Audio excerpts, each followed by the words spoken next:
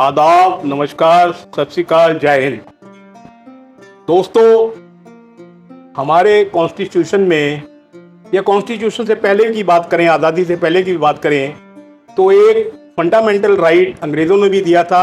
Constitution के बाद हमारे रूलर्स ने भी दिया है, हमारे हुक्मरानों ने भी दिया है, एजुकेशन का, तालीम का। और भी बहुत दिए हैं, हम उनकी बात नहीं करेंगे क्योंकि कोई भी दिया हुआ राइट पूरा नहीं हो पाया है बदकिस्मती से, अनफॉर्चुनेटली।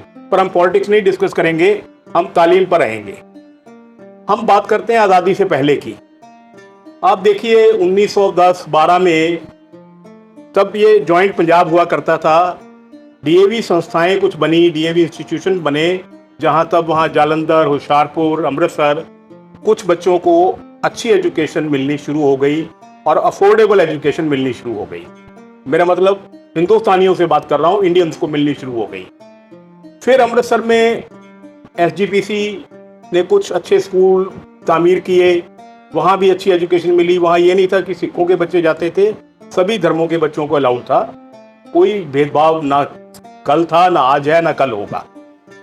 लेकिन जो इधर वाला पंजाब था, जैसे झज्जर कह लीजिए, रोहतक कह लीजिए, महेंद्रगढ़ कह लीजिए, इधर कोई ऐसी संस्था नज़र नहीं आई उस वक़्त जो यहाँ के छोटे गरीब लोगों के, इधर तकरीबन लोग थे वो काश्तकार थे, किसान थे, छोटे किसान थे। वो तो सर छोटू राम जी पैदा हुए, उन्होंने एक रेवोल्यूशन लेके आए। खैर उस पर भी हम बात करेंगे, कभी बाद में करेंगे। वो सर छोटू राम के ऊपर तो एक पूरा दिन लगाया जा सकता है, क्योंकि उन जैसा इंसान मेरे ख्याल में ना हिंदुस्तान में आया है, ना कभी आएगा। जितना उन्होंने लैंड टिलर्स के लिए काम किया, जितना किसानों के लिए काम किया, सिंपली मैचलेस। तो सर छोटू राम और उनके कुछ दोस्तों ने मिलकर एक जाट एजुकेशनल सोसाइटी तामीर की, इस इरादे से। ये नहीं कोई डिस्क्रिमिनेशन था उनके जहन में, बिल्कुल नहीं था। उन्होंने सोचा भी वहाँ एजुकेशन जालंधर वगैरह मिल रही है, तो यहाँ झज्जर, रोहतक, जींद वगैरह में, नरवाना, इनके क्यों नहीं एजुकेशन मिलती हमारे बच्चों को। तब ये जाट एजुकेशनल संस्थाओं का कंसेप्ट वो लेके आए। शुरू में वो था मिडिल से शुरू हुआ, क्योंकि शुरुआत तो ऐसे ही होती है जिंदगी की। जो कोई भी अगर आपने शुरुआत करनी हो, कोई हॉस्पिटल देख लीजिए, पहले 5 बेड से होता है, 10 बेड से होता है, एकदम 500 बेड कहीं नहीं बनते। तो ऐसे ही एजुकेशनल इंस्टीट्यूशंस का होता है, पहले ये मिडिल बना, फिर हाई हुआ, फिर हायर सेकेंडरी हुआ, ऐसे ग्रोथ होती रहती है। अच्छा, इनकी फॉर्मेशन के ऊपर भी थोड़ा सा वाद विवाद, मतलब थोड़ा सा डिफरेंस ऑफ ओपिनियन है, क्योंकि कोई कहीं 1912 कहा जाता है, कहीं 1927 का। इससे भी मेरे ख्याल में फ़र्क नहीं पड़ना चाहिए। बेसिक एम उनका ये था कि यहाँ क्वालिटी एजुकेशन मिलनी चाहिए और अफोर्डेबल एजुकेशन मिलनी चाहिए, जो जाट संस्थाओं ने बिना शक किया। कोई शक नहीं इसमें कि जाट संस्थाओं ने इधर के पंजाब का नक्शा एजुकेशन का बदला। और इस, मैं अपनी पर्सनल बात करूं, खुद की बात करूं, मैं I am one of the fortunate man on this earth कि मैं स्कूल का तालिब इल्म, यानी स्टूडेंट रहा हूँ। मैंने यहाँ 7वीं तक पढ़ाई की है, लेकिन जो मेरा बेस यहाँ बना है, तो वही मेरे को शायद ज़िंदगी में, अगर मैं रोटी खाने के काबिल हुआ हूँ, मैं नहीं कहता कि मैं कुछ बन गया, बना तो कुछ भी नहीं होता। आदमी की सोच ही ख़राब होती है, कहता है आदमी, कहता है भी मैं फन्ने कहाँ बन गया। कोई फन्ने कहाँ नहीं होता। हम छोटे आदमी, हम बड़े मामूली से आदमी हैं, मामूली ही रहे, लेकिन जो भी बने इस स्कूल की बदौलत। तो आज मैं अपनी टीम के साथ, सैमी जी और तरसेम सर के साथ आया हूँ यहाँ अपना एक कर्ज उतारने के लिए। देखिए दोस्तों, कर्ज कभी उतारा भी नहीं जा सकता, क्योंकि अगर आप कर्ज की डेफिनेशन देखें तो उसके ऊपर ब्याज के ऊपर ब्याज, ब्याज के ऊपर ब्याज, ब्याज के ऊपर ब्याज चढ़ता जाता है। तो मेरे को नहीं पता मैं वो ब्याज के ऊपर वाला ब्याज उतार पाऊंगा या मूल उतार पाऊंगा, मेरे को नहीं पता। लेकिन फिलहाल मैं मैंने की है। जितनी कोशिश कामयाब है वो आप लोग देख के बताइए। हमने कोशिश कर रहे हैं और ये कोशिश आप सामने लेके आएंगे। हम जाट स्कूल में आए हैं, मेरे लिए ये मंदिर है, एक मस्जिद है, एक गुरुद्वारा है, एक चर्च है, क्योंकि इससे बड़ा कोई मंदिर गुरुद्वारा हो नहीं सकता। यहाँ से कोई खाली हाथ नहीं जाता। कोई भी आ जाए, अमीर आ जाए, गरीब आ जाए, गोरा काला, सिख नॉन सिख, कोई आ जाए, जाट नॉन जाट, वो यहाँ से जाएगा तो तामीर का एक नॉलेज का पिटारा साथ लेके जाएगा। तो मैं उस तामीर के मंदिर में आया हूँ, उस तालीम के मंदिर में आकर अपनी हाजिरी लगवा रहा हूँ। और मेरे साथ यहाँ के हेडमास्टर साहब इतने डिवोटेड, इतने dedicated, I don't have words to tell you. तो मैं मुखातिब हूँ वीरेंद्र सिंह तोमर साहब से, जिनकी कोशिशें हम रोज़ अपने वीडियो पर देखते रहते हैं और आज जाके हमने देखी हैं कि कैसे खूबसूरती से इस संस्था को मेंटेन कर रहे हैं। तो आपका बहुत बहुत शुक्रिया सर, बहुत बहुत धन्यवाद। स्वागत तो हम करते हैं आपका कि आपने पुरानी यादें ताज़ा की, अपने पुराने स्कूल को याद किया, आपके बचपन के साथी यहाँ बैठे हुए हैं। तो ये तो हमारा अभाग्य है कि आप इस विद्या के मंदिर में आए, आपके साथी, आपके दोस्त पुरानी यादें ताज़ा की। अब तो उस समय के यहाँ के हीरे हैं जो आज बड़े उसमें जड़े हुए हैं। तो आपका स्वागत है, आपकी टीम का, आपके साथियों का, डॉक्टर साहब का, सभी का मैं स्वागत करता हूँ जाट स्कूल की पावन धरती पर। सर ये बताइए हमारे सामीन को, यानी ऑडियंस को, देखने वालों को, सुनने वालों को, कि ये स्कूल की तामीर कब हुई, ये जाट स्कूल किस सन में बना और किन किन महान शख्सियतों का इसमें योगदान रहा? सर 7 मार्च 1911 में बरौना गांव में एक पंचायत हुई थी जी सर, जिसमें पूरे पंजाब, ज्वाइंट पंजाब बनाना, वहाँ के सभी जाटों को बुलाया गया था। लगभग 25,000 आदमी उस पंचायत में शामिल थे और दैया खाप ने उसको मेंटेन करने की जिम्मेदारी ली थी। प्रशासन से भी इजाजत लेके वो मीटिंग की गई थी और उस मीटिंग में 31 फैसले लिए गए थे, जिसमें एक फैसला ये था कि जाट स्कूल खोला जाए, क्योंकि ये जो उस ज्वाइंट पंजाब का सबसे रिमोट एरिया था। बिल्कुल सर। तो बरौना जो सोनीपत डिस्ट्रिक्ट में अब है, वो उस टाइम दिल्ली का हिस्सा था जी। तो उन्होंने जो है वहाँ पे कादीपुर के जो है उन्होंने जो है अध्यक्षता की थी और वहाँ फैसला लिया गया था कि जाट स्कूल खोला जाए। अच्छा जी। और जाट स्कूल का जो है उसमें छोटराम को भी बुलाया गया था, लेकिन वो नहीं आए थे, उनके नुमाइंदे आ गए थे जी सर। जो है बोर गाँव के भी सभी खापों के लोग आए थे और बोर गांव ने ये कहा था कि हम अपनी जमीन जाट स्कूल के लिए देने के लिए तैयार हैं। सही बात। तो लगभग जो जाट स्कूल में जो जमीन है वो बोर गांव की दी हुई है, उनकी दी हुई। हाँ जी, ठीक है। तो जो है 23 मार्च 1912 में इस स्कूल का उद्घाटन हो गया था, क्लास लगनी शुरू हो गई थी। अच्छा, तब क्लास 1913 में जो है ये रजिस्टर्ड हुआ। अच्छा। सबसे पहले ये स्कूल बना था जींद बाईपास पे जो है वो तालाब है, गौकर्ण तालाब, उसके पास टेंट लगाए गए थे। टेंटों में वो टेंटों में स्कूल लगाया गया था और लोगों में इतनी उत्सुकता थी कि किसी ने 2 किलो अनाज, किसी ने 5 किलो अनाज, किसी ने जो कुछ था दान देने के लिए वो दिया और वहाँ ढेर लग गया था, उनको बेच के टेंट लगा के बनाएगा। उसके बाद जो है ये स्कूल नीली कोठी के पास जो है वहाँ पे आया, वहाँ आ गया। तो वहाँ पे आया सर, जो है वहाँ स्कूल चला। उसके बाद 1921 में ये बिल्डिंग शुरू की जिसमें आज महारानी किशोरी कॉलेज है। यहाँ बाद में जाट स्कूल का हॉस्टल बनाया गया था, यहाँ 21 में आ गया था। 1919 में थोड़ी डिस्प्यूट हो गया था। अच्छा जी। इस स्कूल की जो है जो मातूराम पहले संस्थापक थे, इसके प्रधान संस्थापक थे और तो छोटूराम सेक्रेटरी थे, उनमें डिस्प्यूट हो गया। तो छोटूराम ने असहयोग आंदोलन में हिस्सा नहीं लिया, जबकि मातूराम जी कांग्रेसी थे, उन्होंने असहयोग आंदोलन में हिस्सा लिया, इसलिए उनमें डिस्प्यूट हो गए। स्कूल के 2 हिस्से बन गए, 2 हिस्से हो गए। एक हिस्सा जो है वहीं चले रहा, एक हिस्सा यहाँ पे आ गया।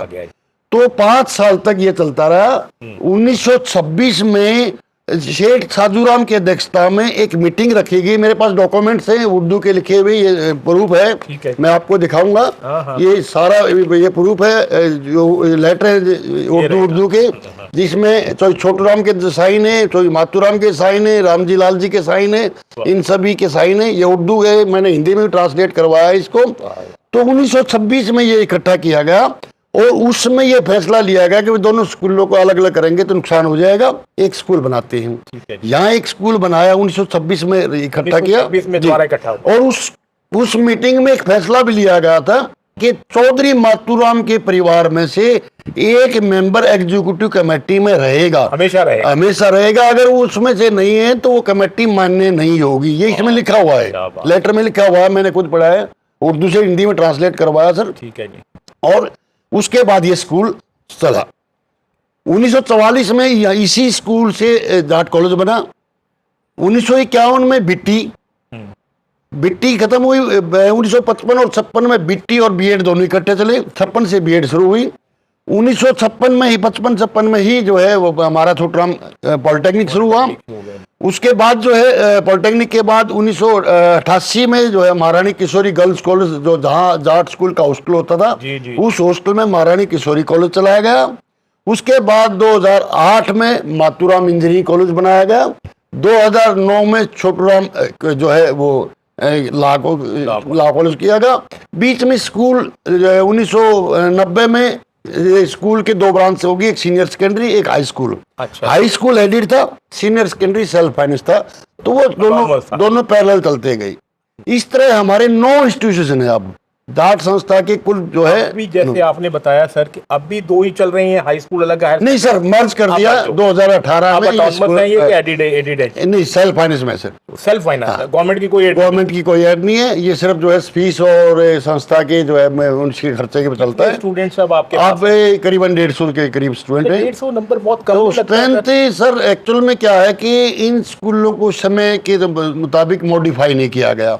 नहीं तो ये स्कूल ये स्कूल तो ऐसा था कि मेरे ख्याल में उत्तरी भारत में इसके बराबर का कोई स्कूल नहीं था। सब बैठे हैं, हम गवाह इस चीज। इसके तो देखिए कर्नल होशियार सिंह जो अकेले परमवीर चक्र, जिंदा परमवीर चक्र विजेता हैं, वो इसी स्कूल के स्टूडेंट रहे हैं। शत्रुजीत कपूर डीजीपी यहाँ के स्टूडेंट रहे हैं। और जी, तो यहाँ के तो बहुत बड़े बड़े जो है वो साइंटिस्ट रहे हैं। पीजीआई के जितने डॉक्टर हैं वो सभी यहाँ से पढ़े हुए हैं। जी। तो यहाँ तो बहुत बड़ा स्कूल था। तो मतलब यहाँ आपका आप ये कहना है, आप मतलब कहीं ना कहीं ये मान के चल रहे हैं कि कमी एडमिनिस्ट्रेशन में रही कि इसको मॉडर्नाइजेशन नहीं। जी, ये दोस्तों, हमारे बीच आज हम बहुत खुश नसीब हैं कि हमारे बीच आज जाट एजुकेशनल सोसाइटी के कर्ता धर्ता, या जिसे कहें रूहे रवा, श्री गुलाब सिंह जी हाजिर हैं। तो हम उनसे बहुत मुख्तसर सी गुफ्तगू करेंगे, उनसे जानना चाहेंगे कि ये जाट एजुकेशनल संस्था कितनी संस्थाएं चला रही है और क्या इनका फ्यूचर है, क्या योगदान है सोसाइटी के लिए। जाट एजुकेशनल सोसाइटी क्या कुछ कर रही है, बताइए जोई साहब हमारे सुनने वालों को, देखने वालों को। देखो जी, ये आपने तो आप तो यहाँ के स्टूडेंट रहे हो। जी सर। हमारे हिंदुस्तान की, हमारे जो जाटों की सबसे बड़ी संस्था है ये। जी। ठीक है ना। और यहाँ ये तकरीबन 100 साल पहले इसकी नींव रखी थी। जी सर। ये जब तो हम तो पैदा भी नहीं हुए, मेरी तो 60 साल उम्र है। जी। तो हमारे पूर्वज थे जिन्होंने अपने खून पसीने की कमाई से, जो हमारे बहुत सारे फौजी, उन्होंने उस टाइम पे जो 17 रुपये उनकी तनख्वाह थी, 17-18 रुपये, उन्होंने 100 हजार रुपये दे गए।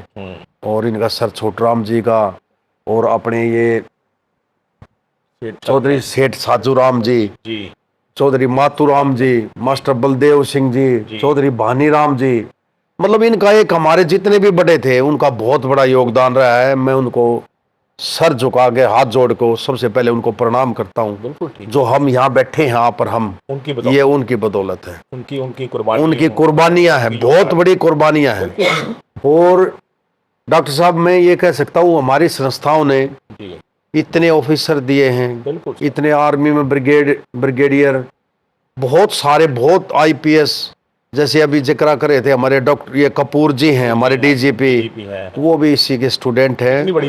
चौधरी हरनंद राय, चौधरी गुगन सिंह, मैं कितने के नाम लूंगा जिन्होंने इस संस्था को अपने खून से सींचा। और मैं देखो, वो बहुत बड़े आदमी थे, सर छोटूराम, सर साजूराम, जिनका भी मैं सारा का नाम मैं जो लिया है, मैं ये तो नहीं कह सकता कि मैं वो बन पाऊंगा, लेकिन मेरी कोशिश है। उनके जो रास्ते उन्होंने दिखाए थे चलने की, और मेरे लोगों ने, मेरे सभी ने मेरे पर विश्वास जताया है। मैं कोशिश करूंगा कि उनके जो एक आधे काम अधूरे हैं मैं पूरा करने की कोशिश कर सकता हूं, उनकी जगह नहीं ले सकता मैं। आपका सपना क्या है? मेरा सपना ये है जी, सपना बताइए। मेरा मेन फोकस ये है, ये बताइए कि हमारी जो एजुकेशन का जो आजकल स्तर है, जी सर, हाँ, जो हाईटेक चल रही है, हाईटेक जो चल रही है, हाँ जी, वो नई पॉलिसी जैसे नेक है, आजकल आपने बेरा जी कंप्यूटर का जमाना है, ठीक है ना। मेरी कोशिश यही है कि मैं जल्दी से जल्दी उस राह पे मैं अपनी संस्था को चलाने की। और जितने भी नए कोई अंत ही नहीं कोर्सेज, है। हाँ जी, नए कोर्सेज आए हैं जी सर। वो मैं जल्दी से जल्दी, अभी मैंने फाइल उनकी तैयार करवा ली है। बहुत- हमारे स्टाफ ने, सभी मेरे सभी मेंबर साहिबान बहुत ने, अच्छा सर। तो वो नए कोर्स भी लेके आ रहे हैं। मेरा दो ही तरफ ध्यान है, हमारी मैनेजमेंट का, शिक्षा और शिक्षा और गेम के ठीक है बारे में। चौधरी साहब, आपका बहुत बहुत शुक्रिया। मैं तो कह रहा हूँ जी, आपका बहुत बहुत, इतनी और दूर से रब- आप आए। रब, भगवान, अल्लाह जो भी है, हाँ जी। आपकी सोच को चार चांद लगाए। और मेरे को ये लग रहा है कि जो आप सोच रहे हो वो नियर फ्यूचर में बहुत जल्दी पूरा होने वाला है। मैं नियर फ्यूचर में ईमानदारी नहीं, मैं तो जी सोच है सर वो छोटराम की मूर्ति के सामने मैंने ये अपने दिल में एक सोची है कि भाई मैं ईमानदारी से, हाँ। और जिस तरह मेरे को सभी लोगों ने यहाँ बैठाया हमारी प्यार मैनेजमेंट किया के, है। उनको प्यार से मैं उनका प्यार बरकरार रखूं, उनकी आशाओं के खिलाफ ना जाऊं। बिल्कुल। भगवान से मेरी प्रार्थना, मुझे इतनी शक्ति दे, जो इतने लोगों ने बढ़ाया है, इतनी बड़ी संस्था, इतना बड़ा इलेक्शन था, तो मैं उनके ऊपर खरा उतरूं। आपके मेरी लिए यह हम दुआ- कोशिश है। हम कामयाबी की दुआ करेंगे। बहुत बहुत मेहरबानी। Thank you sir, Thank you so thank you. much। दोस्तों, अब हम आपसे इजाज़त चाहेंगे।